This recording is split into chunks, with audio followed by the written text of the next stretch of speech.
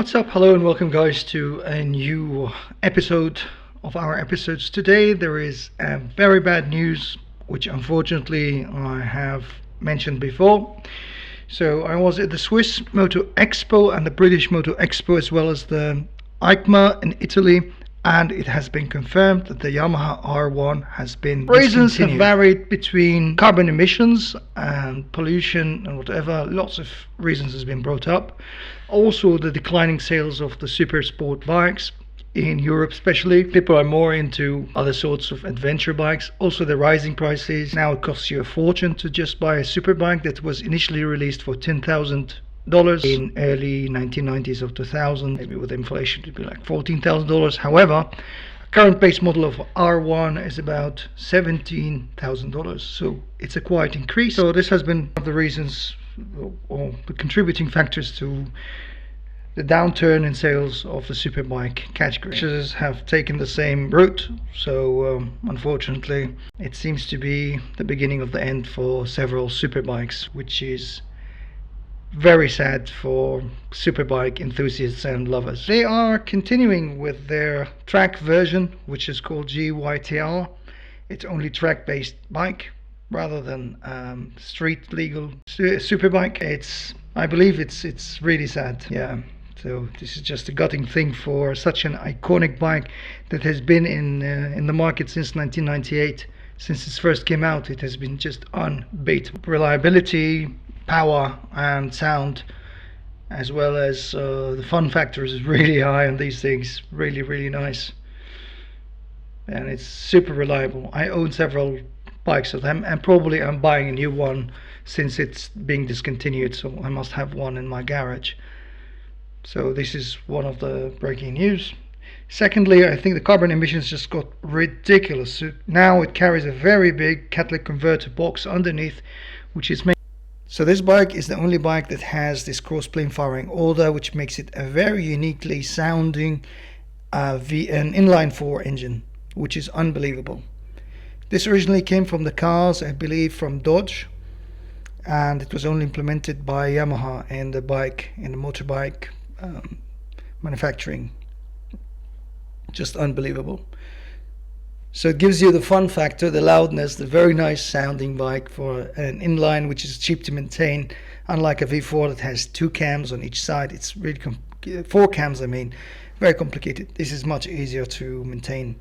So the sound, the performance, the grin you have on your face, you get problems starting the bike.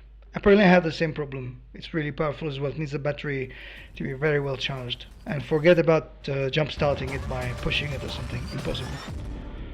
These are the 2 things I don't like about it. However, overall it's just unbeatable. Horsepower is a bit lower than the Aprilia RSV, so it gives you a 198 to 200 brake horsepower, which is more than enough, more than you would ever need as a top class rider. On the roads you can never use that anyway, so it's just the perfect bike. I'm definitely finding out where I can buy one with low mileage, or there are some unsold of 2024, so I'll keep one in my garage just for history. I really love this bike. The engine has been adapted to work on several other machines, I think several snowmobiles and stuff like that, so it has proven its reliability. Thank you guys for watching. I hope you liked my content. Please share, like and subscribe. It helps me a lot to grow my content, and I'll see you with more news in the next few days. Take care guys, ride safely. Makes it overheat and consume so much fuel, which is not very healthy for a superbike. Also it is Euro 5 compliant, and Europe has came up with Euro 6 ready initiative, so Euro 6 would just muffle the bike altogether. When the valve is closed, there's low RPM, it just is unbelievable.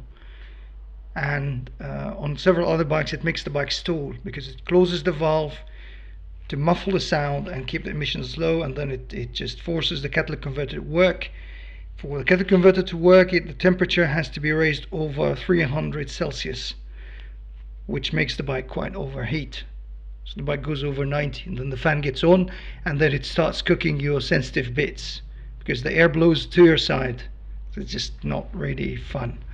Of course, you can use aftermarket exhaust, remove the kettle converter, have the bike with a straight pipe or a can on it, change the whole system. However, you would be fined a hefty fine in European countries. They don't take this lightly. Bike has been very beautifully looking. I like the aerodynamics. Very fun to ride. It just missed two things for me. The first thing was cruise control, like the Aprilia and BMW. They both have cruise control, which is really nice. It also would have been much better if it had the heated grips. This would have added a great value. Of course, you can install an aftermarket one. However, it's still not the same as an OEM, which has an automated and a fully integrated intelligent battery management system. And of course, it will work on the gauge cluster and you'll have furthermore control. Also, this Yamaha R1 unfortunately comes in only a few colors, which limits the range. So I came up with several designs for these bikes with certain graphics kits. If you want to check them out, check out my website. It's called Swiss Moto Graphics with X, which has unbelievable designs. It really changes the look and feel of the bike, as well as ceramic coating and protective films. Of course, nothing beats the sound on this engine. It's the only manufacturer, a liter bike manufacturer, that made this cross-plane firing order. It originally came from the cars, which had this hemispherical engines. It started, I think, with Dodge or Ford, and they had really beautiful engines. So the only superbike manufacturer which adopted it, or motorbike manufacturer, was Yamaha, which is a great thing and makes the bike very unique. So the sound, the value for money, the performance it gives you, combined with the unmatchable reliability, is just an unbeatable offer. The reliability just makes it unbeatable for a superbike lover. You just put the key in, start it, starts. Except for one thing, the batteries on these things, on this engine, it's the only manufacturer, a liter bike manufacturer, that made this cross-plane firing order. It originally came from the cars, which had this hemispherical engines. It started, I think, with Dodge or Ford, and they had really beautiful engines. So the only superbike manufacturer which adopted it, or motorbike manufacturer, was Yamaha, which is a great thing and makes the bike very unique. So the sound, the value for money, the performance it gives you, combined with the unmatchable reliability. Of course, nothing beats the sound on this engine. It's the only manufacturer, a liter bike manufacturer, that made this cross-plane firing order.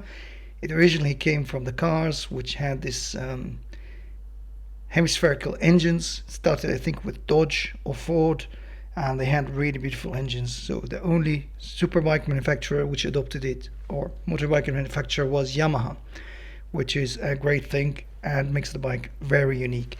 So the sound, the value for money, the performance it gives you, combined with the unmatchable reliability, is just an unbeatable offer. Tend to die very quickly. I had this problem before. V2 on a small 14-volt battery. Maybe once or twice. Reason being on the bike, you feel it doesn't struggle. It needs a very high amount of power to start, because the engine doesn't have this valve like on Ducatis that make the.